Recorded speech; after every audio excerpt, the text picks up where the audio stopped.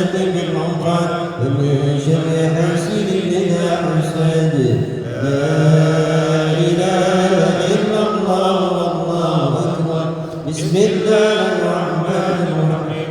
قل أعوذ برب الناس ملك الناس إله الناس من شر الوسواس الخناس الذي يوسوس في صدور الناس من الجنة والناس. لا إله إلا الله والله أكبر. بسم الله الرحمن الرحيم. الحمد لله رب العالمين الرحمن الرحيم مالك يوم الدين. إياك نعبد وإياك نستعين. اهدنا الصراط المستقيم صراط الذين أنعمت عليهم غير المغضوب عليهم ولا الضالين. ثم إلى حضرة سيدنا رسول الله محمد صلى الله عليه وسلم تمرة سيدنا القدم محمد بن علي وأوصله المغفور في الله محمد الله من الحدث عن الأدب والإرشاد ورسوله المؤمن المسلمات مؤمن المؤمنات ورسوله المغفورين. شر الله والفاتحة. أعوذ بالله من الشيطان الرجيم. بسم الله الرحمن الرحيم. الحمد لله رب العالمين الرحمن الرحيم مالك يوم الدين. إياك نعبد وإياك نستعين. اهدنا الصراط المستقيم صراط الذين أنعمت عليهم غير المغضوب عليهم ولا الضالين. آمين. اللهم إنا نسألك رضاك والجنة ونعوذ بك من سخطك والنار. اللهم إنا نسألك رضاك والجنة ونعوذ بك من سخطك والنار. اللهم إنا نسألك رضاك والجنة ونعوذ بك من سخطك والنار. بسم الله الرحمن الرحيم. آمين آمين يا الله آمين آمين يا الله يا رب العالمين. أعوذ بالله من الشيطان الرجيم. بسم الله الرحمن الرحيم. آمين يا الله آمين يا آمين يا رب العالمين. نستغفر الله العظيم نستغفر الله العظيم نستغفر الله العظيم يا أرحم الراحمين برحمتك يا أرحم الراحمين. بسم الله الرحمن الرحيم. الحمد لله رب العالمين الحمد لله رب العالمين الحمد لله رب العالمين. حمدا لله الحمد لله حمدا نعما حمدا ونعما جزيلا يا ربنا لك الحمد كما ينبغي لجلال وجهك الكريم ولعظيم سلطانك. اللهم صل على سيدنا محمد وعلى سيدنا محمد صلاة تنجينا بها من جميع الآل والآفات تقضي لنا بها جميع الحاجات وتطهرنا بها من جميع السيئات وترفع على بعلمك على الدرجات اللهم صل على خير كل حياة وبعد الممات. اللهم صل على سيدنا محمد طب القلوب ودلائلها وعافية الأبدان وشفائها ونار الأبصار وضياء من الأرواح وغيرها وعلى آله وصحبه وسلم. اللهم صل على سيدنا محمد الفاتح لما أخذك والخاتم لما سبق ناصر الحق والهدى والهدي إلى صراطك المستقيم وعلى آله وصحبه حتى قدره والمدى العظيم. اللهم ربنا اغفر لنا ذنوبنا ولوالدينا وارحمنا كما ربينا صغارا ولجميع المسلمين والمسلمات والمؤمنين والمؤمنات الأحياء منهم والأموات.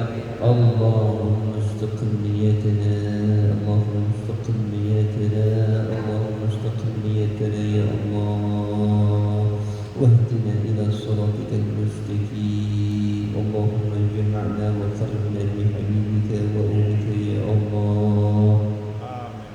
اللهم اجعل قلوبنا نورا واجعل خلفنا نورا واجعل أمامنا نورا واجعل فوقنا نورا واجعل تحتنا نورا يا نور يا نور أنت النور.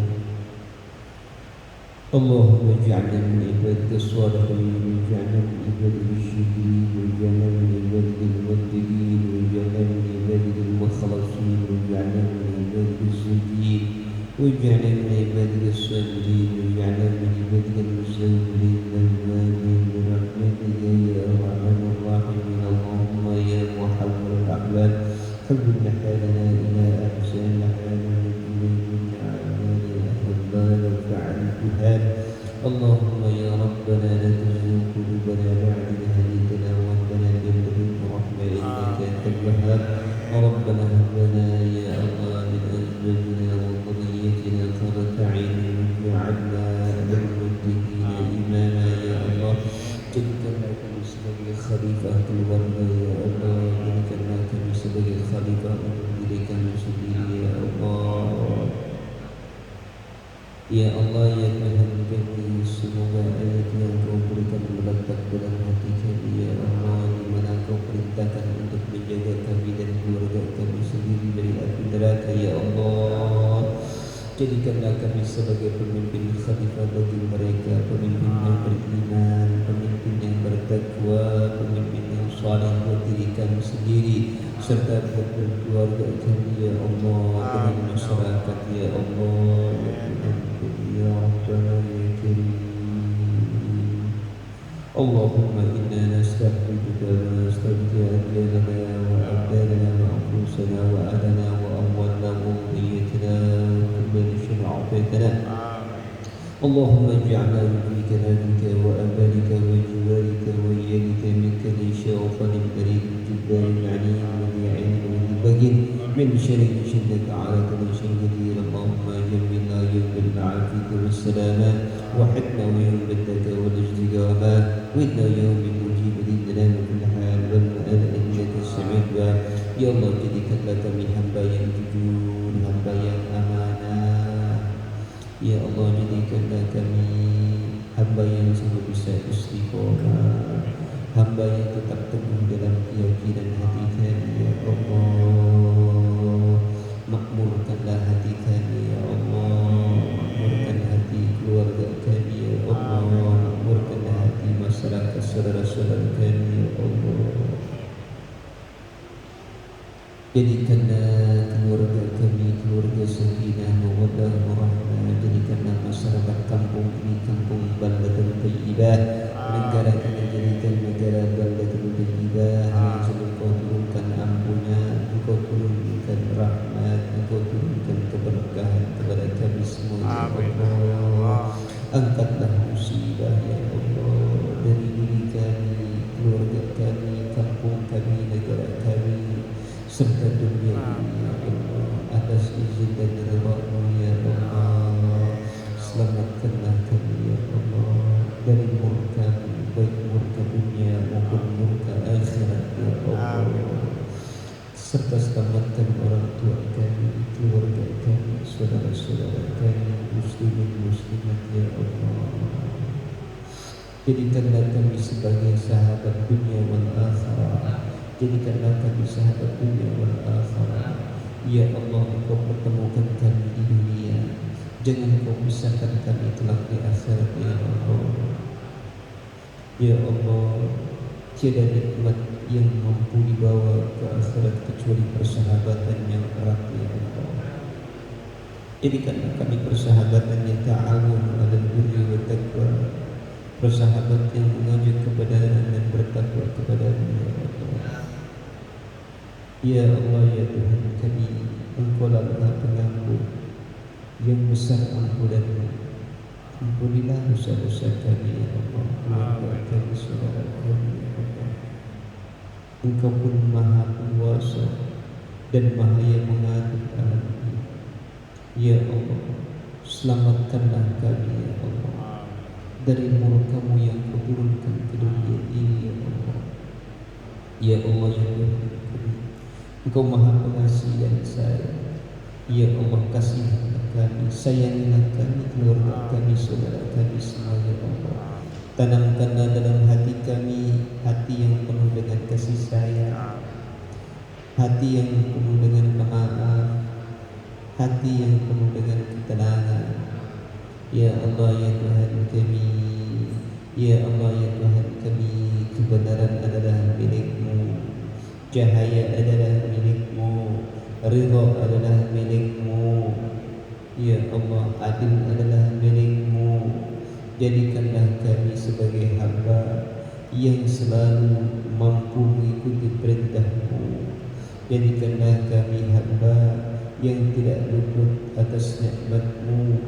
Ya Allah ya Tuhan kami, jauhkan kami dari sifat munafik, jauhkan kami dari sifat ingkar, jauhkan kami dari sifat kufur. Ya Allah ya Tuhan kami, bimbinglah kami ya Allah, lindungilah kami ya Allah, berikanlah hidayah kepada kami ya Allah. Ya Allah biha ya Allah biha ya Allah bi husnul khatimah. Ya Allah biha ya Allah biha ya Allah bi husnul khatimah. Ya Allah biha ya Allah biha ya Allah bi husnul khatimah. Rabbana atina fid dunya hasanah wa fil akhirati hasanah wa qina adzaban nar. Qina adzaban nar. Qina adzaban nar. Taqabbal du'ana wa hajjatana. Taqabbal du'ana wa hajjatana. تقبل دعاءنا وحجتنا. وصلى الله على سيدنا محمد النبي الأمي وعلى آله وصحبه وسلم. سبحان ربك رب العزة عما يصفون وسلام على المرسلين والحمد لله رب العالمين.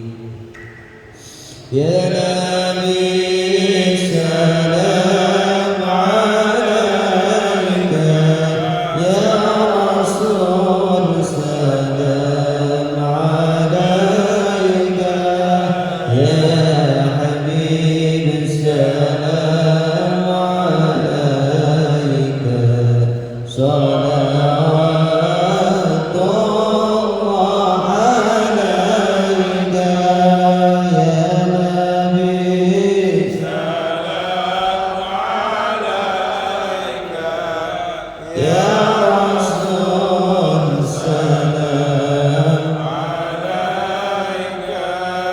يا حبيب سلام عليك. صلوات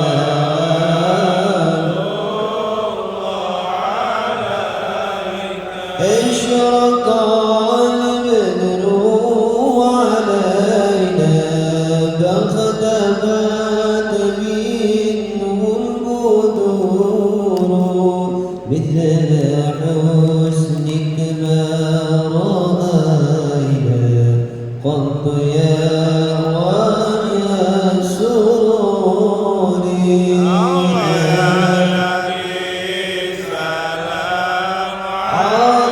عليك يا رسول سلام عليك. يا حبيب سلام عليك. صلوات الله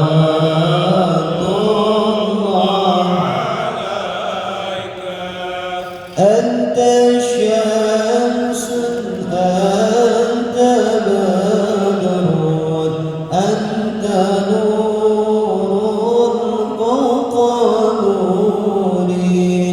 أنت إكسير وارد. أنت مصباح الصدور.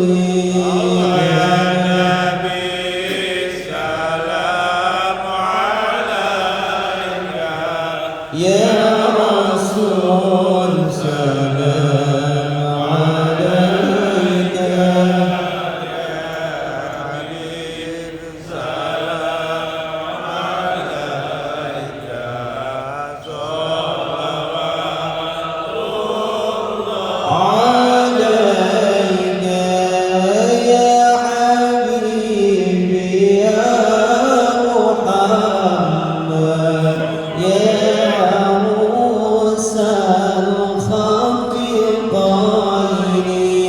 يا مؤيد يا ممجد.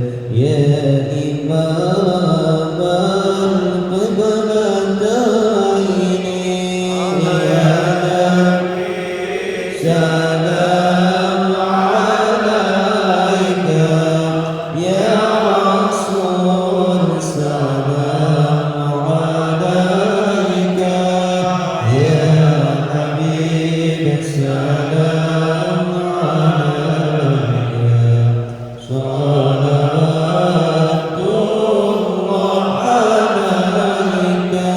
اللهم صل وسلم وبارك عليه وعلى آله Wassalamualaikum warahmatullahi wabarakatuh. Waalaikumsalam warahmatullahi